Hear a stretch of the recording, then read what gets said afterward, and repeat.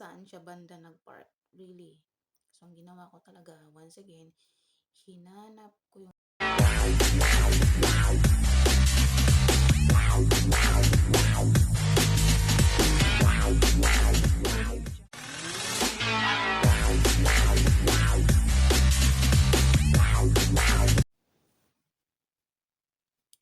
kahit saan kasi pumunta, dapat meron kayong tinatawag na landmark.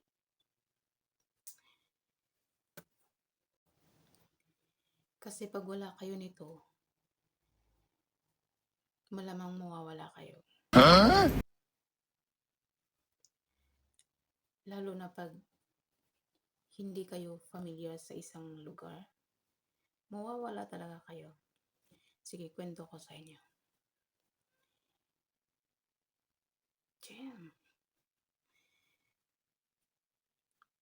Nung time na pumunta kami sa Canada,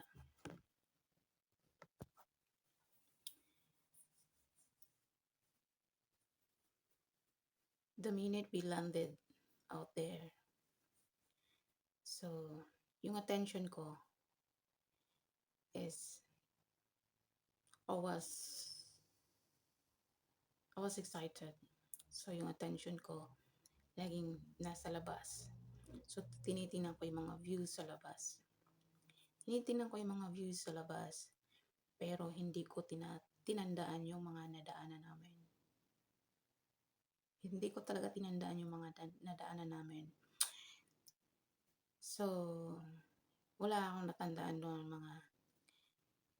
mga buildings, anong pangalan ng buildings, whatever, something like that. Basta wala talaga akong tinandaan. Basta nakatingin lang ako sa paligid, naninibago ako kasi I was in another foreign country. So, when we reached at the final destination, so we went up to the building where we're supposed to have a meeting. Then, my boss realized that he forgot some document in the car. So listen to this carefully. So he asked me to go down from 13th story. So I got down and went to the park, looked for the car, and then I was surprised because when I went to the car park, I saw a lot of cars out there. And the best thing was the cars were almost black colors. And another thing that I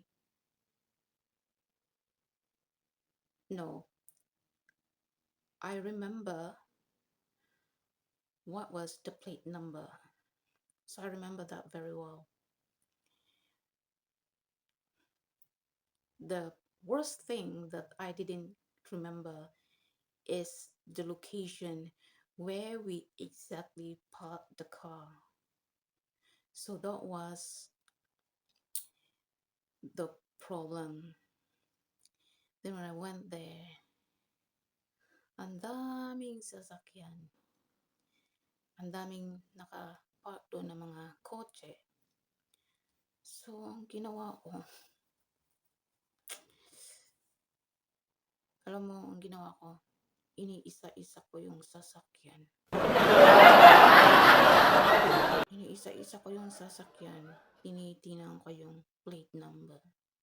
Kasi mga sasakyan doon, pare-parehong itim ang kulay. Ibang kulay like white or gray. Ilan lang, but karamihan talaga were color blacks. So, alam ko yung plate number, kaya hinahanap ko yung plate number. But the worst thing was, I didn't remember the location, the exact location of the car park where we parked at the time. So, ang ginawa ko talaga, iniisa-isa ko hinanap yung kotse. Really.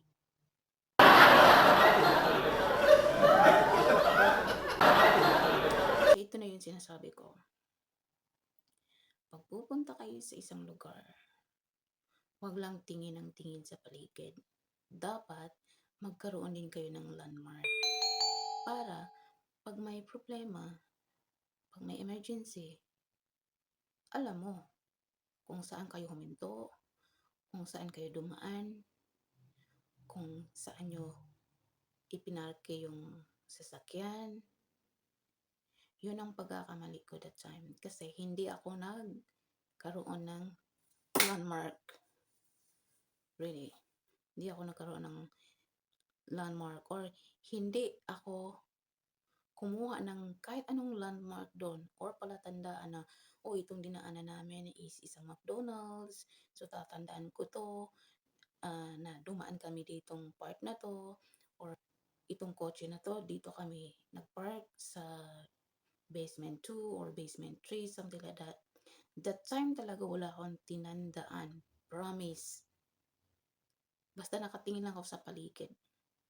Kaya yung inutusan akong bumalik sa kotse, hindi ko na matandaan kung saan ipinarke yung kotse sa sobrang lawak ng car park at sa dami ng sasakyan. Iniisa-isa ko yun. Really. Iniisa-isa ko yun. So, kaya, kahit saan tayo magpunta, dapat may landmark tayo. Okay? Landmark. Kasi yun ang pinaka-guide nyo para hindi kayo mawala. At para makabalik kayo dun sa lugar na gusto nyong balikan. Huwag nyo akong gayahin. Yung kotse na kung saan ipinarke ng boss ko, pinabalik ako doon kasi may nakalimutang mga documents.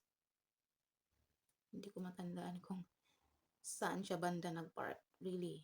So, ang ginawa ko talaga, once again, hinanap ko yung kotse at tiningnan ko yung kotse doon. Isa-isa. Kasi ang binabasihan ko na lang doon is yung plate number.